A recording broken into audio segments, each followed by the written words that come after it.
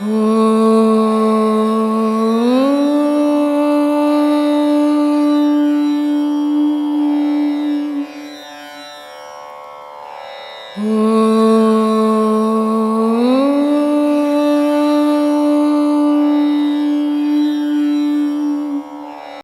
சுவாமி. வணக்கம்மா.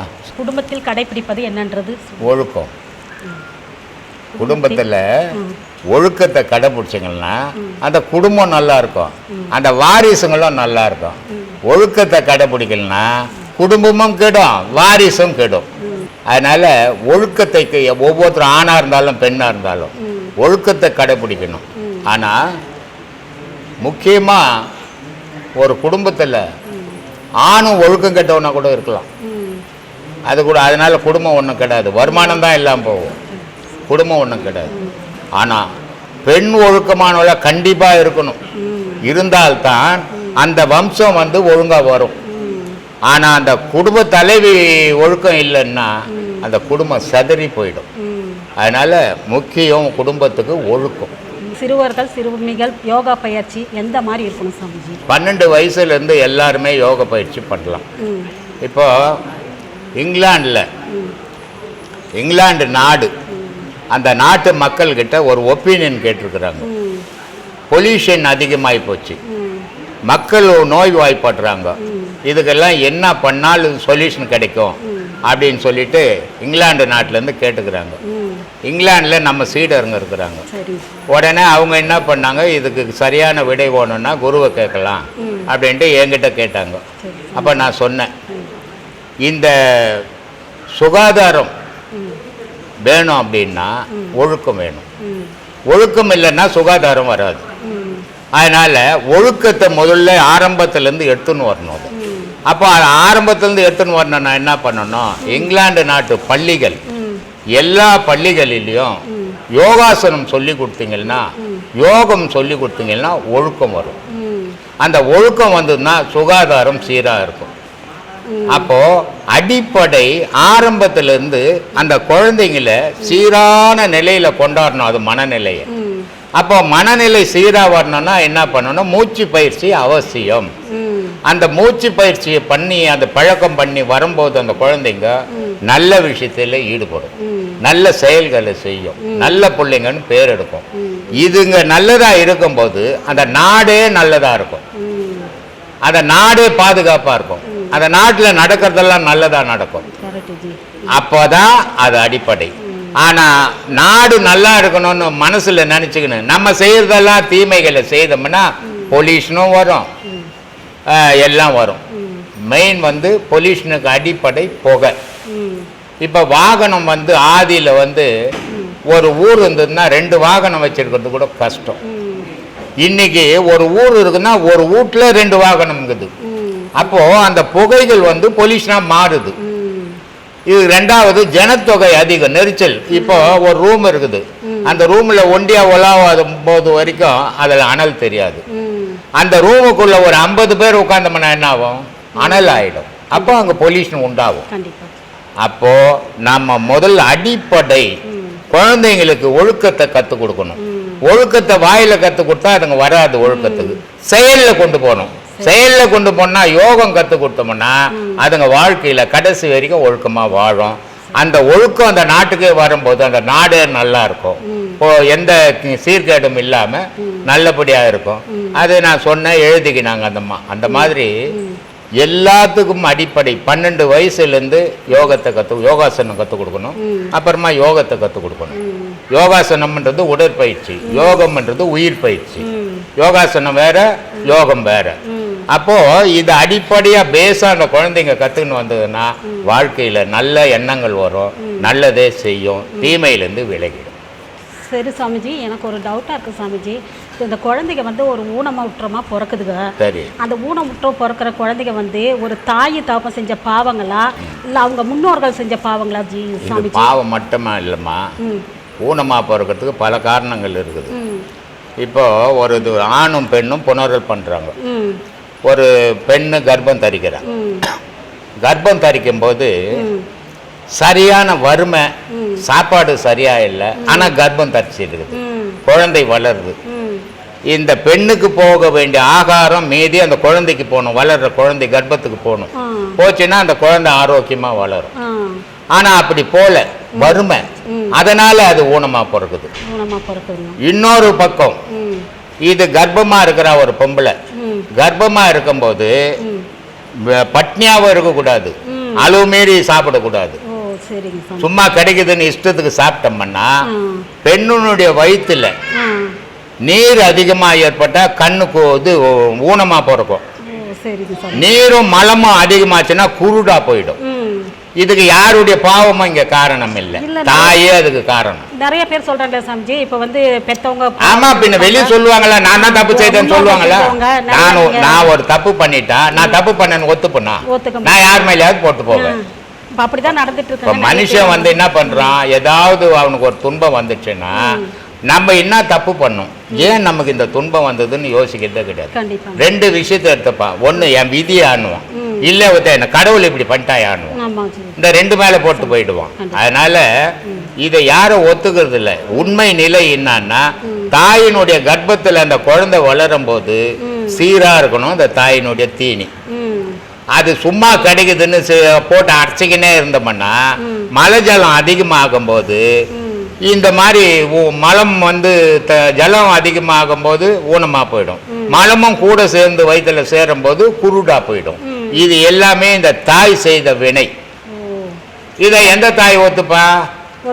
ஒத்துக்க மாட்டான். அதை பாவத்தை மேல்னா போட்டு போவாங்க. முன்னோர்கள் செஞ்ச பாவம். முன்னோர் வந்து இவர் வயிற்றுல பூந்துக்கினாரு. கடவுள் எங்களுக்கு முன்னோர் செய்த பாவம் எப்படின்னா, உன் வயிற்றுல இப்ப நீ இந்த குழந்தை பிறந்து போச்சு, இப்ப நீ என்ன பண்ணுவ, அதை பார்க்கும் போதெல்லாம் வருத்தப்படுவ. இதான் முன்னோர் செய்த பாவம். நீ பார்த்து பார்த்து வருத்தப்படுற பாரு, அதுதான் நீ முன்னோர் செய்த பாவம்.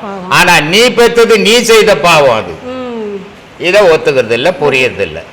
சொல்லுமா. ஒரு கோயிலுக்கு போறோம் சாமி, நம்ம ஏதாவது ஒண்ணு மனசுல நினைச்சிட்டு போறோம், டக்குன்னு மணி அடிக்குது, நம்ம அது கண்டிப்பா மனசு ஐயோ நமக்கு ஏதாவது அந்த காரியம் நடந்து போச்சு. நான் கூட நிறைய கோயிலுக்கு போனோம். அது மாதிரி நான் ஒரு வீடு கட்டணும்னு ஒரு கோயிலுக்கு போனேன். அப்பதான் ஐயர் பூஜை பண்ற மணி அடிக்குது. நான் நினைச்சேன் இனி போனா 3 நாள் பில்டிங் தான் பிச்சை தான் எடுத்துக்கிறேன். இது மனுஷனுடைய கற்பனை. அவன் போற நேரத்துக்கு மணி அடிச்சுட்டாக்கா இவருக்கு அதிர்ஷ்டம் வந்துருமா? இவர் போறப்ப ஒரு சாவு எதிர வந்துச்சா இவர் செத்து போயிடுவாரா? இதெல்லாம் கற்பனை, நிஜம் கிடையாது. சாவு எதிர்க்க வந்தா பாத்துட்டு போனா சாவு நல்லதுன்னு சொல்றாங்க. ஆமா, கட்ட தூக்கின்னு வந்தா சாவு ஆகி போச்சுன்னு அர்த்தம். இது இவனா ஒரு பிரம்மையை உண்டாக்கி வச்சுக்குது. இதுல எதுவுமே நிஜம் கிடையாது. பொதுவாக சாமி, சித்தர்கள் எல்லாருமே வந்து மனிதர்களை விட்டு விலகியே இருக்காங்க. அவங்க இருக்கிற இடம் அப்படின்னு பாத்தீங்கன்னா ஒரு குன்று மலை அப்படின்னு மனித இனம் இல்லாத ஒரு இடத்தை தேர்ந்தெடுத்து அவங்க வந்து இருக்கிறதுக்கான காரணம் என்ன சுவாமி? மனிதனோட சுவாசம் இருக்குது, அது 3 அடி தூரத்துல ஒரு மனுஷன் நின்னாவே, ஒரு நல்லவன் 3 அடி தூரத்துல நின்னான்னா, ஒரு கெட்டவன் 3 அடி தூரத்துல நின்னான்னா, இந்த கெட்டவனுடைய மூச்சு போய் நல்லவனை கெட்டவனை மாற்றிடும். அவ்வளோ சக்தி உண்டு இந்த மூச்சுக்கு. இந்த மூச்சினுடைய இயக்கத்தில் தான் இந்த பூமியை சுத்திட்டு இருந்தது. அப்போ இந்த மனிதனுடைய மூச்சு படும்போது மகானுக்கு மனசு மாறி போயிடும். இப்ப விஸ்வாமித்திரர் இருந்தார். விஸ்வாமித்திரர் ஒரு பெரிய மகான். வசிஷ்டர் அவருடைய இதை கிடைக்கணுன்றதுக்காக சகுந்தலி அமைச்சார் இல்லையா? அவ்வளவு பெரிய மகானுக்கு சகுந்தலையை காத்து பட்டவன கனவு மனைவியா வாழறதுக்கு ஆசை வந்துச்சு இல்ல? அப்போ அவ்வளவு பெரிய மகானே மாறி போயிட்டாரு. ஏன்? அவர் தனித்து இருக்கிற வரைக்கும் அவருதான் இருந்தார். ஒரு பெண் அவரோட இணைஞ்ச உடனே அவருக்கு மனம் மாறி போச்சு. அப்போ இந்த சித்தர்கள் மக்களோட அவங்க உறவாடினாங்களோ அவங்க மனம் என்ன ஆகும்? மாறி போயிடும். சித்தர்ன்ற பேரே இல்லாம போயிருக்கும். அதனால சித்தன் அப்படின்னா என்னன்னா எல்லாரும் என்ன நினைச்சுக்கிறாங்க, வைத்தியம் பண்றவன் அப்படின்னு நினைச்சுக்கிறாங்க. சித்தர்னா வைத்தியம் பண்றவங்க இல்ல, அறிவாளின்னு அர்த்தம். சித்தம்னா அறிவு. அதை ஆராய்ச்சி எது சரி எது தப்பு, எது செய்யணும் எது செய்யக்கூடாதுன்னு தேர்ந்தெடுத்து தனித்து நின்னவங்க அவங்க வந்து கடவுளுக்கு சமமானவங்க. அவங்களுக்கு உடல் அழிவே கிடையாது, இல்லாதவங்க. அவங்க எந்த காலத்திலும் இருந்துகினே இருப்பாங்க. இந்த உலகத்தினுடைய செயல்ல அவங்களும் பங்கு பெறுறாங்க. ஆனா இந்த சராசரி மனிதனால அறிய ஏதோ நிறைய பேர் எங்கிட்ட கூட கேட்பாங்க, சாமி இந்த சமாதி போனேன் அந்த சமாதி போனேன், எனக்கு ஒரு காரியமும் நடக்கலையோ. ஏன்னா சமாதியில் இருக்கிறோம் சாதாரண ஆள் கிடையாது. சமாதியில் இருக்கிறவன் உடலை மறந்து உயிரோட வாழ்ந்து ஆன்மாவோட கலந்தவன், ஆண்டவனோட கலந்தவன். அப்போ நீ அந்த பாதையில போறவன், அங்க போனதான் உனக்கு அது செயல் இருக்கும். சாதாரணமா கோயிலுக்கு போற மாதிரி அங்க சமாதி போயிட்டு வந்தா நமக்கு எதனா காரியம் நடக்கணும்னா ஒரு காரியமும் நடக்காது. இது அறியாமை. அப்போ அப்படிப்பட்ட சித்தர்கள் அழிவற்றவர். அவங்க ஜனங்களோட நடமாட்டமே கிடையாது, உறவே கொள்றது இல்லை. நீங்க சாதாரண பாத்தீங்கன்னா கொல்லிமலையில இப்போ இவ்வளோ நாகரிகம் முத்தி எல்லா வசதிகளும் வந்தப்ப கூட கொல்லிமலையில பெரிய பஸ் போக முடியாது, மினி பஸ் தான் போக முடியும். அதே நேரத்துல மலையில ஒரு பொருளை கூட நீ வாங்க முடியாது, எங்கேயும் போய் வெளியே திடீர்னு நினைச்சு. ஆனா மேல ஸ்கூல் இருக்குது, காலேஜ் இருக்குது, எல்லாம் இருக்குது, பயர் சர்வீஸ் இருக்குது, கவர்மெண்ட் இயக்கமெல்லாம் இருக்குது. சட்டுன்னு வர முடியாது, போக முடியாது. அங்க பொண்ணு கொடுக்குறவங்களும் எப்படி, அந்த மலைக்குள்ள இருக்கிறவங்க பொண்ணையே அப்படியே கொடுத்துக்கிறாங்க, தொடர்பு வேற எங்கேயும் கொள்ள முடியல. இப்படிப்பட்ட இவ்வளோ நாகரிகமான காலத்திலேயே எப்படி இருக்குது. 2000 வருஷத்துக்கு முன்ன சித்தர்கள் அந்த மலையில இருந்தாங்க, அப்ப எப்படி இருந்திருக்கும்? இப்பவே ஒரு லைன் கிடையாது அந்த ரோட்ல. அப்போ அவங்களுக்கு அது தேவை கிடையாது. மனிதன்ல இருந்து விலகி வாழணும், அவன் மனம் அவனோட இருக்கணும். நான் ஏற்கனவே சொல்லிக்கிறேன், சாமியார் கொண்டை போட்டுக்கிறான், சாமியார் தாடி விட்டுக்கிறான். ஏன் விட்டுக்கணும்? இல்ல தாடி விட்டதால சாமிக்கு உனக்கு என்ன தொடர்பு கிடைக்குதா? கொண்டை போட்டதால சாமிக்கு உனக்கு தொடர்பு கிடையாது? ஒரு தொடர்பும் கிடையாது. ஆனால் மற்றவனுடைய மனசை இப்ப நீ சேவிங் பண்ணின்னு மெனு இந்த பேண்ட் ஷர்ட் போட்டுன்னு இருக்கிற, இது மாதிரி பண்ணி ரோட்ல போட்டுனா சும்மாங்கிற பொம்பளை உன் மேல ஆசைப்படுவாங்க. ஆசைப்படும் போது அவனுடைய காந்த சக்தி உன் மனம் கெடுக்கும். இது கெடுக்க கூடாது. அப்ப நீ என்ன பண்ணணும்? அலங்கோலமா இருக்கணும். யார் மனசும் உன் மேல பாயாத அளவுக்கு நீங்க அலங்கோலமா இருக்கணும். அலங்கோலமா இருந்தீங்கன்னா உங்க மனசு உங்ககிட்ட இருக்கும். அதனால சித்தர்கள்லாம் கொண்டை போட்டுக்கணும், தாடியை விட்டுக்கணும் இருந்தான், அந்த மாதிரி நிலையில இருந்தான். அதனால சித்தர்கள் என்ன பண்ணாங்கன்னா, மனுஷனோட உறவு கொண்டா நம்ம மனம் கெட்டு போயிடும், மனிதனோட உறவு கொண்டாடாம தனித்து இருந்தோம்னா அம்மா நம்மளா இருக்கலாம், கடவுளோட இணைஞ்சு வாழலான்றதுக்காக ஒதுங்கி வாழ்ந்தவங்க சித்தர்கள். ஆனா ஒதுங்கி வாழ்ந்தாலும் இந்த மக்களுக்கு என்னென்ன தேவையோ அத்தனையே எழுதி வச்சுட்டு போயிட்டாங்க. மக்கள் எடுத்துக்கலாம். ஆனா மக்கள் கிட்ட நேரடியாக அறிவுரை சொல்றது கிடையாது. எழுதி போட்டுட்டான், எடை எடுத்துக்கலாம் போ. ஆனா ஞானிங்க அப்படி இல்லை. மக்களோட இருந்து மக்களுக்கு அறிவுரை சொல்லி மக்களுக்கு உபதேசங்கள் கொடுத்து மக்களையும் முடிஞ்ச அளவுக்கு கடவுள் வழிபாட்டுல கொண்டு போன மகான்கள் கஷ்டப்பட்டாங்க. இதனால சித்தர்களுக்கும் மகான்களுக்கும் வேற வித்தியாசம். சித்தர்கள் உடல் அழிஞ்சது கிடையாது, சித்தர்கள் ஆன்மா அழிஞ்சது கிடையாது, சித்தர்கள் இருக்கிறது கிடையாது உலகத்துல. ஆனா மறைவாவே வாழ்வாங்க, காற்றோட காற்றாவே கலந்து சித்தர்கள் வரும். மகான்களுக்கு உடல் விழுந்துடும், ஆன்மா மட்டும்தான் இறைவனோட சேரும். அவங்க இறைவனாவே எங்குன்னு உலக வரவங்க சித்தர்கள். சித்தர்கள் மற்றவங்கள இருந்து வேறுபட்டவங்க சித்தர்கள், அவங்களுடைய சிறப்பே வேற. அதனால தெய்வ வழிபாடு பக்தி வழிபாடு கிடையாது அவங்களால. மகான்கள் கிட்ட பக்தி வழிபாடு உண்டு.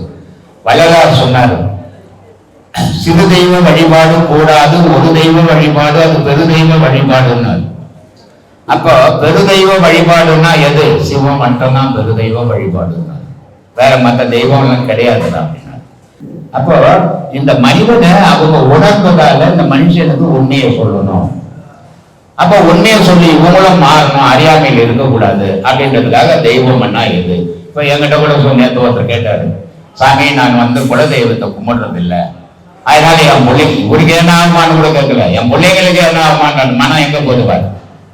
தான் மேல கூட இல்லை. இதனால தான் நான் சொன்னேன், பெத்தவனை விட்டுட்டான் பெத்ததை தேடி திரியிறான் இல்லையா? அதனால இந்த மனுஷனுடைய பாழா போன மனம் அப்படிப்பட்டது. இதை திருத்ததுக்காக பல மகான்கள் பல கஷ்டப்பட்டாங்க. ஏதோ என்னால முடிஞ்ச அளவுக்கு இப்ப நான் சொல்லிட்டு சாமி இதான் நடந்துட்டு இருக்குது. சித்தர்கள் இறைநிலைக்கு ஒப்பானவர்கள் அப்படின்னு சொல்றீங்க, அவங்களுக்கு எதையும் கடந்தவர்கள் அப்படின்னு சொல்றீங்க. அவங்க ஏன் ஒரு பெண்ணை பார்த்து பயப்படணும்? ஏன் ஊரை விட்டு ஒதுங்கி இருக்கு? ஏன் உங்ககிட்ட வருவாங்க? உங்ககிட்ட வருவாங்க, அவனுக்கு என்ன புண்ணியம்? அவனை கெடுக்கிறதுக்கு தானே நீ முயற்சி பண்ணுவ. ஒன்னே இல்லை, நீயும் ஒரு பக்கத்து வீட்டுக்காரனா இருக்கிற, நீ கொஞ்சம் நல்லா நிம்மதியா வாழற, பக்கத்து வீட்டுல இருக்கிறவங்க கொஞ்சம் வாசமா இருக்கிறான், உன்னை வாழ விடுறானா? மனுஷனுக்கு மனுஷன் எப்படி இருக்கிறான்னா, ஞானி உங்களோட ஒருவாடி என்ன அவனுக்கு லாபம்? அதனால ஏன் ஒருவாடணும்? அவன் நிலையில இருந்து ஏன் அவன் மாறணும்? உன் நிலையில நீ எப்படி வேணா இழிவா போயிடுவா, அவன் இழிவா போக மாட்டான். ஏன்னா உயர்ந்தவன், ஜாதியால உயர்ந்தவன் எவனுமே கிடையாது, நிலையால உயர்ந்தவன் மட்டும்தான் உண்டு.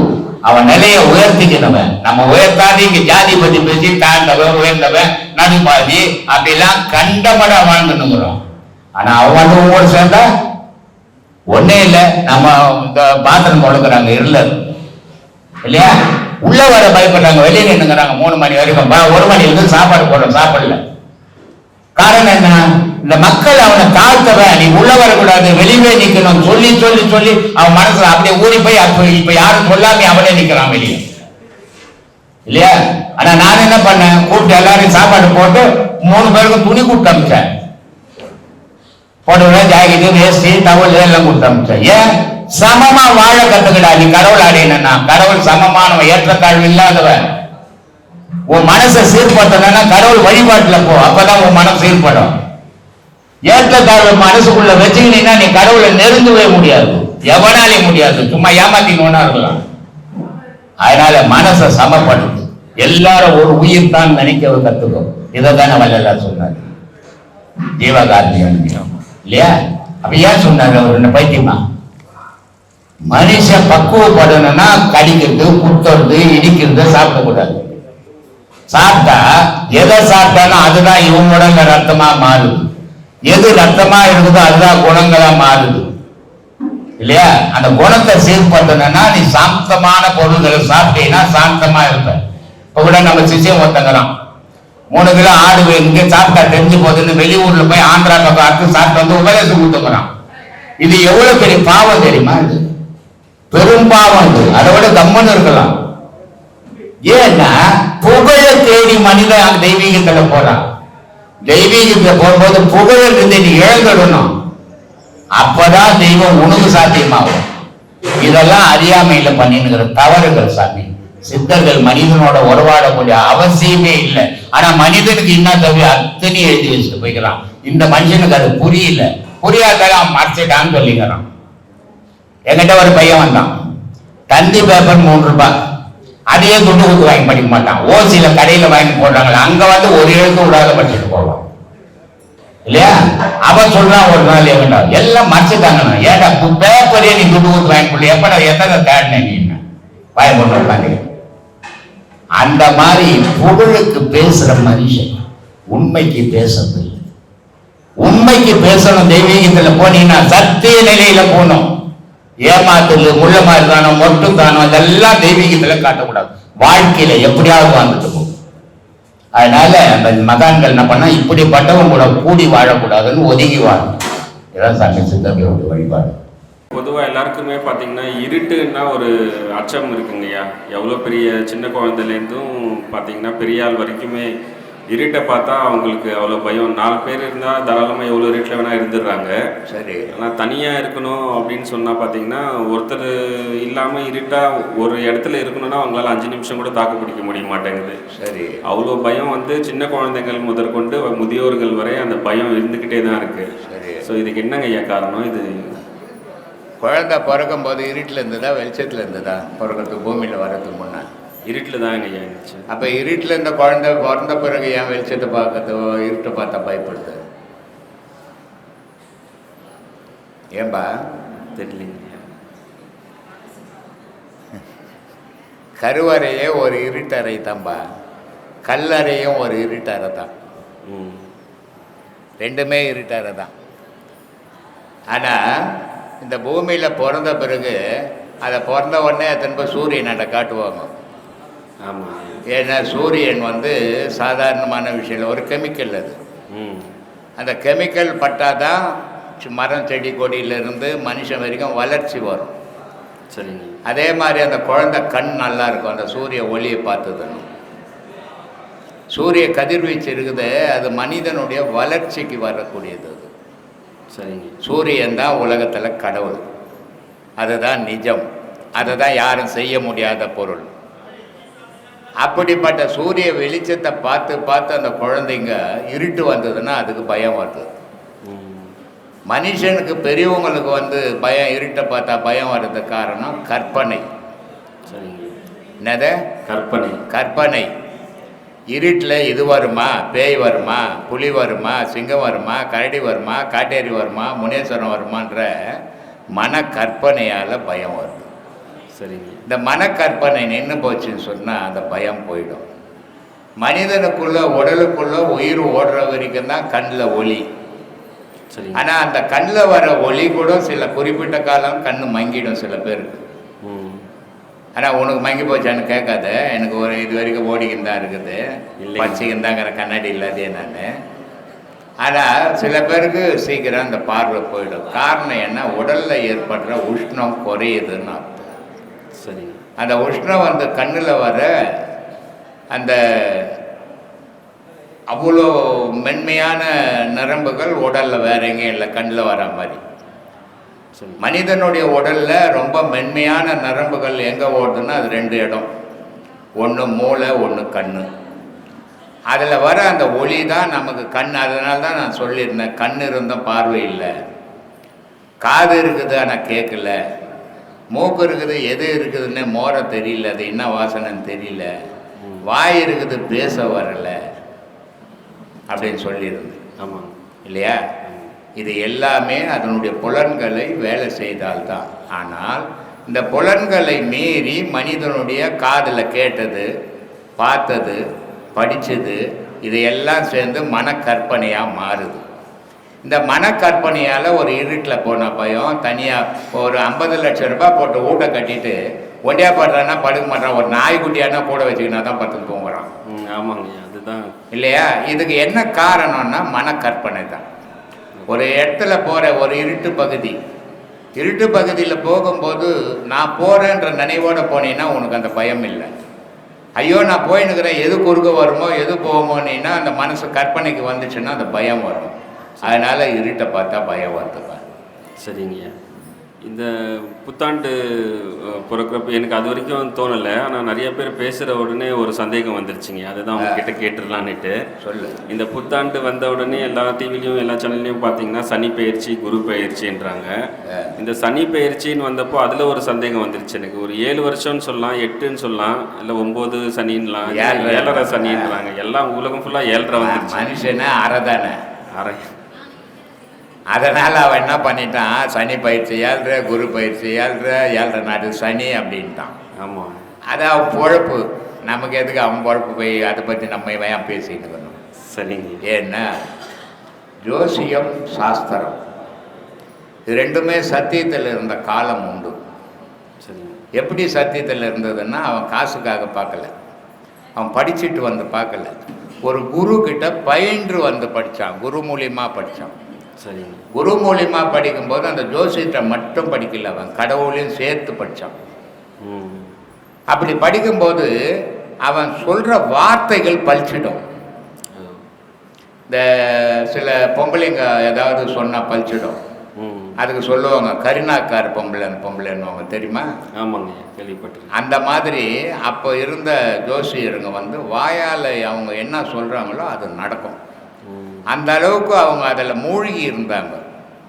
இப்போ வந்து படிப்பு, இந்த படிப்பால் அதுக்கு சத்து கிடையாது, அவங்க பழக்கத்தால் அதுக்கு சக்தியை உருவாக்குனாங்க. இப்போ சினிமா இருக்குது தெரியுமா? ஆமாங்க. சினிமாவில் சிவாஜி கணேசன் வந்து கையை காட்டினோடனே பார்வதி வந்துடுவான். வெளியே காட்டினார்னா வீட்டில் யாரும் வரமாட்டாங்க. ஆமாம். இந்த இவர் விட்டலாச்சாரியார் படம் பார்த்தீங்கன்னா திடீர்னு மோகினி வரும், திடீர்னு பிசாசு வரும், திடீர்னு கதாநாயகன் வந்து குதிப்பார் இல்லை? ஆனால் நடைமுறைக்கு வருமா? வராது. அப்போது மந்திரம், மனம்ன்றது எந்திரமயமாக ஆகணும், தொடர்ச்சி ஆகணும். அந்த மாதிரி ஆதியில் இருந்த ஜோசியருங்க, சாஸ்திரக்காரங்கள்லாம் அப்படி செய்தாங்க. அது கூட இதை பயன்படுத்தும் போது அதுக்கு ஒரு சக்தி பிறந்தது. சரிங்க. ஆனால் இப்போ நம்ம புக்கை படிச்சுட்டு சாஸ்திரம் சொல்லும் போது 100 பேருக்கு சொன்னால் 2 பேருக்கு நடக்கும், 98 பேருக்கு நடக்காது. அப்போ என்ன பண்ணுறாங்க, சாஸ்திரக்காரனை மாற்றிடுறாங்க, ஜோசியக்காரனை மாற்றிடுறாங்க. இந்த ஜோசியர்கிட்ட போனால் சரியில்லை, அந்த ஜோசியர்கிட்ட போகலான்ட்டு. ஆமாம். அதனால் நமக்கு நம்ம சாஸ்திரம் பார்க்கல, ஜோசியமும் பார்க்கல, நமக்கு எதுக்கு வீணான வேலை? சரிங்க. சொல்லு. ஆன்மீகம், இந்த தியானத்தை பற்றியும் சிலரெல்லாம் பேசி கேட்டிருக்கேங்கய்யா. அதில் ஒரு சந்தேகம் வந்துருச்சு எனக்கு படிச்சுட்டு இருக்கிறப்ப. தியானம் என்பது என்னவென்றால் தன்னை தேடும் பாதையில் தன்னையே தொலைப்பது தான் தியானம் ஐயா. நம்ம தேடுற பாதையில் நம்மளே தொலைச்சிடணுமா, எப்படி சொல்கிறோம்? தான் என்றது யார்? தான் என்றது இறைவன், நான் என்றது நானா? நான் இறைவனை தொலைக்க முடியுமா உன்னால? தொலைக்க முடியாது. அப்போ நீ யார்? நான் நீ என்றது யார்? உடலா, காலா, கையா, உன் உயிரா, உன் ஜீவனா, உன் ஆன்மாவா? எது நீ? எதை நீ தொலைப்ப? இது சும்மானா ஏமாத்துற விஷயம். இதெல்லாம் நிறைய இப்படி டிவியில் மீடியாவில் பேசி தான் ஜனங்க இன்னைக்கு மறந்து போயிருக்குது. தன்னை தொலைக்கணும்னு சொன்னால் உனக்கு பொண்டாட்டி இருக்கக்கூடாது, புள்ள இருக்கக்கூடாது, சொத்து இருக்கக்கூடாது, சொகம் இருக்கக்கூடாது. இது என் ஊர், இது யாதும் ஊரே யாவரும் கையில், இந்த மாதிரி எல்லாம் என்னுடைய உலகம், எல்லாம் இறைவனுடைய உலகம், உலகம்தான் நான் தான் உலகன்ற நிலைக்கு வரவனுக்கு தான் தன்னை தொலைக்க முடியும். வீட்டில் உட்காந்து சொத்து சேர்த்துக்கு துட்டு என்றவனுக்கெல்லாம் தன்னை தொலைக்க முடியாது, சும்மா ஏமாத்தினுவோன்னா இருக்கலாம். அதனால் அந்த மாதிரி இல்லை. தியானம்ன்றது தன்னை மறத்தல். நான் இருக்கிறேன்றதை மறந்துடணும். நீ நான் பாடம் பண்ணுறேன், நான் சாமி கும்பிட்றேன், நான் யோகம் பண்ணுறேன், நான் யோகாசனம் பண்ணுறேன்ற நினைவு இல்லாமல் போகிறப்பாரு, அது தன்னை மறத்தல். தன்னை இழக்க முடியாது. தன்னை இழந்தேன்னா நீ இறைவனோட கலப்பை. அப்போ இறைவனோட கலப்பைனா எது கலக்குதுன்னா உன் உயிர், உன் ஜீவன், உன் ஆன்மா முப்பொருளும் ஒன்றா மாறுச்சுன்னா உன்னை நீ இறைவனோட கலக்குறன்னு அர்த்தம். இது முடியணும்னா இந்த ஆசைகள் இருக்கக்கூடாது உனக்கு.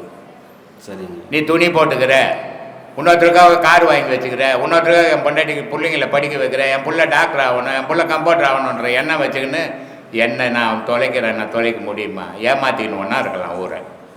நிஜத்தில் முடியாத விஷயம், யாராலையும் முடியாது. ஏன் சொல்கிறேன்னா, பற்றற்று பற்றற்றவனை பற்றி கொள்ளுன்னா இல்லையா? அருமீன் அருமீன் ஆசை அருமீன், ஈசனுடன் இருப்பினும் ஆசை அருமீன். நீ கடவுள் கூட இருக்கும்போது கூட உனக்கு ஆசை இல்லாத இருக்கணும். இந்த மனுஷனால் முடியுமா? அது கொஞ்ச நேரம் 1 மணி நேரம் பாடம் பண்ணால் எங்க வேலைக்கு டைம் ஆச்சுங்கன்றாங்க, ட்ரெயினுக்கு டைம் ஆச்சுங்கன்றாங்க, பஸ்ஸுக்கு டைம் ஆச்சுன்றாங்க. எங்கள் பையன் ஃபோன் பண்ணுறான், என் பிள்ளை பொண்ணு ஃபோன் பண்ணுது, பொண்டாட்டி ஃபோன் பண்ணுன்றான். இப்படிப்பட்ட நிலையில் தன்னை மறந்தோன்னா அது ஏமாத்துற விஷயம் தானே. அது ஏதோ என்னால் முடிஞ்ச என்னுடைய பயணம் பண்ணின்னுக்கிறேன், மீதி இறைவன் பார்த்துக்கிட்டோன்ற நினைவோடு போகணும். அதை விட்டுட்டு தன்னை மறக்கிறதுக்கு இங்கே யாராலையும் முடியாதுப்பா. தன்னை மறக்கிறவன் இங்கே துணி இல்லாத வரவனா தான் இருப்பான், அவன் தான் தன்னை மறந்தவனாக இருப்பான். துணி போட்டுக்கின்னு வரவங்க யாருமே தன்னை மறக்கவே முடியாது. ஏன்னா அவன் தான் உடல் மேலே பற்று இல்லாதகிறான்னு அர்த்தம். நம்ம எல்லாம் விபூதி பூச்சிக்கிறோம், குங்குமம் வச்சுக்கிறோம், பின்னல் போட்டுக்கிறோம், ஜடை போட்டுக்கிறோம், மேட்சிங் புடவை கட்டிக்கிறோம், மேட்சிங் பேண்ட் ஷர்ட்டை போட்டுக்கின்னு அப்புறம் தன்னை எங்கே அந்த மறக்கிறது? இது சாத்தியம் இல்லை. எனக்கு ஒரு பாதை கிடைச்சது, அந்த பாதையில் நான் பயணம் பண்ணிக்கிறேன், மீதி இறைவன் பார்க்கட்டும்ன்ற நினைவோடு போகணும். அதுதான் ஞானம். சரிங்க. அப்படி போனீங்கன்னா அதனால சொன்னான், அருமீன் அருமீன் ஆசை அருமீன், ஈசனுடன் இருப்பினும் ஆசை அருமீன். ஆசை படப்பட ஆய்ந்து வரும் துன்பங்கள் ஆசை விட விட ஆனந்தமாமேன்னா. ஆசை நம்ம எவ்வளோ எவ்வளோ எதுக்கு எவ்வளோ ஆசைப்படுறோமோ துன்பமும் அது கூட சேர்ந்தத்தான். ஆசை எவ்வளோ விடுறோமோ அது துன்பமெல்லாம் போய் ஆனந்தம் பெருக ஆரம்பிக்கும். இதுதான் அதுக்கு வழி. சரிங்க. இப்போதான் முதல் தடவையாக மேலே ஏறி பேசுகிறேன். எல்லாத்துக்கும் ஆத்ம வணக்கம் சாமி. ஏதாவது தப்பாக இருந்தால் மன்னிச்சுக்கங்க. இங்கே எதுவும் தப்பே வராது. அப்படிதான் இருக்கணும் சாமி. ஒரு பொய் மனிதனை எந்த அளவுக்கு சாக விடும், உண்மை எந்த அளவுக்கு வாழ விடும்? பொய்யான வாழ்க்கை ஒரு மனுஷனை எங்கே போய் கொண்டு போய் நிறுத்தும் அப்படின்னு சொன்னால், நீங்கள் யாரோட வாழ்க்கை வரலாறு பார்க்கணும்னா அருணகிரி நாதரோட வாழ்க்கை வரலாறு பாருங்கள். பொய்யான இன்பம், உலக இன்பம், பெண் இன்பமே பெருசுன்னு ஒரு மனுஷன் ஓடனா அவனோட கடைசி காலம் என்ன ஆகும்? வாழ்க்கையை வெறுக்க சொல்லும். நான் வாழ்ந்த வாழ்க்கை நான் திரும்பி பார்த்தோம்னா முகம் துணிக்கிற மாதிரி இருந்ததுன்னா என்னால் உயிரோடு வாழறதுக்கு தகுதி இல்லாதனா மாதிரி நான் தற்கொலையை நோக்கி ஓடுவேன். ஆனால் நான் வாழ்ந்த வாழ்க்கை உண்மை அப்படின்னா என்ன ஆகும்? பட்டினத்தாரோட வாழ்க்கையை பார்க்கலாம். 2 பேரோட வாழ்க்கையும் 2 விதமாக இருக்கும். வேற ஒரு கான்ட்ராஸ்டாக இருக்கும், வேற ஒரு திசை. வாழ்க்கையில் மோசமான வாழ்க்கையை வாழ்ந்துட்டால் மனுஷனுக்கு துன்பம் வரும்போது இந்த பேவியில் நான் வாழ்றதே வேஸ்ட்டுன்னு மனசு தற்கொலை பண்ணிக்க சொல்ல தூண்டும். ஆனால் வாழ்க்கையே சுத்தமாகவும் நிதானமாகவும் நிம்மதியாகவும் வாழ்ந்தால் அந்த வாழ்க்கையில் உணர்வு வரும்போது நம்ம என்ன பண்ணோம், ஞானத்தை நோக்கி இறைவன் நோக்கி போடும். அதுதான் உண்மையான வாழ்க்கை. அதை தவிர்த்து மற்ற எல்லாமே பொய்யான வாழ்க்கை. நாம் அதை உண்மை நம்பி வாழ்ந்துனுக்கிறோம். அது ஒரு நாள் உண்மை இல்லை. இது எப்போ வேணால் இறைவன் மூலிமா நீ நம்பின எல்லாமே பொய்ன்னு காட்டி கொடுப்பான். அந்த எப்போ அது புரிய வருதோ அப்போ நம்ம மனசு எதை நோக்கி ஓடும், ஞானத்தை நோக்கி ஓடும். அது மட்டும்தான் உண்மையான வாழ்க்கை. ஏன்னா இந்த பிறவியில் இன்னார் பொண்டாட்டி, இந்த பிறவியில் இன்னார் புள்ள எல்லாம் இருக்கிறாங்க. இவங்க அடுத்த பிறவியில் அப்படியே வருவாங்களான்னா வராது. யாருன்னா வருவாங்களா? அடுத்த பிறவிலையும் அதே பொண்டாட்டி அதே பிள்ளையா வந்தால் நம்ம நிலைமை என்ன ஆகும்? ரொம்ப கஷ்டமாயிடும். அப்படி இறைவன் கொடுக்கறதே கிடையாது. ஆனால் இந்த பிறவியில் நாம் செஞ்ச பாவம் அப்படியே மொத்தமாக வந்துடும். இந்த பிறவியில் நாம் செஞ்ச புண்ணியம் அப்படியே மொத்தமாக வரும். யாருக்கும் போகாது. இறைவன் அப்படியே கொஞ்சம் கூட குறையில்லாமல் கொண்டு வந்து சேர்த்துருவான். இது கூடவே இந்த பிறவியில் நாம் செஞ்ச தவத்தையும் கொஞ்சம் கூட மிச்சம் இல்லாமல் நீ எத்தனை பேர் வைத்தாலும் அங்கே கொண்டு வந்து சேர்த்துருவான். அதனால தான் இன்னைக்கு வந்துக்கிற யாரும் ஏதோ புதுசாக வரல, புதுசாக வந்து பாடம் வாங்கிட்டு யார் நினச்சிக்க போறீங்க? எத்தனை பிறவியில் நாம் தவம் செஞ்சோமோ இப்படி ஒரு குருமகனோட காலடியை பிடிச்சி இன்னைக்கு தவத்தை நிற்கிறீங்க. நாம் செஞ்ச பாவமும் நம்ம கூட வந்தது, நாம் செஞ்ச புண்ணியமும் வந்தது. வேற யாருக்குமே வராத ஒன்று கூட வருது. யாருக்காக? நாம் செஞ்ச தவமும் நம்ம கூடவே வருது. அதனால தான் போகும்போது 4 பேராவது வரா மாதிரி வாழ்ந்துட்டு போடானாங்க. ஏன் தான் அந்த 4 பேர்? அண்ணனா, தம்பியா, மாமனா, மச்சானா, யார் தான்ப்பா அந்த 4 பேருன்னா? யார் அந்த 4 பேர்? பாவம் புண்ணியம் இந்த 2 கூடவே நான் போயிட்டு வந்துனுக்கிறேன். ஆனால் நீ தவமும் செஞ்சனா அவங்க மட்டும்தான் 4 பேரோட போகிறாங்க. மற்றவங்க எல்லாம் 3 பேரோட தான் போகிறாங்க. யாரும் 4 பேரோட போகல. உடம்ப தான் தூக்கி 4 பேர் போகிறான். உயிரை தூக்கின்னு போனது யாரு? 3 பேர் தான். பாவ புண்ணியமும் ஆன்மா மட்டும்தான் சம்பந்தம் போகுது. ஆனால் நமக்கு மட்டும்தான் 4 பேராக போவோம். உலகத்தில் யாருக்குமே கிடைக்காத பாக்கியம் நமக்கு கிடைச்சிருக்குது. யார் மூலியமா? நம்ம குருநாதர் மூலியமா. சொல்லுங்க.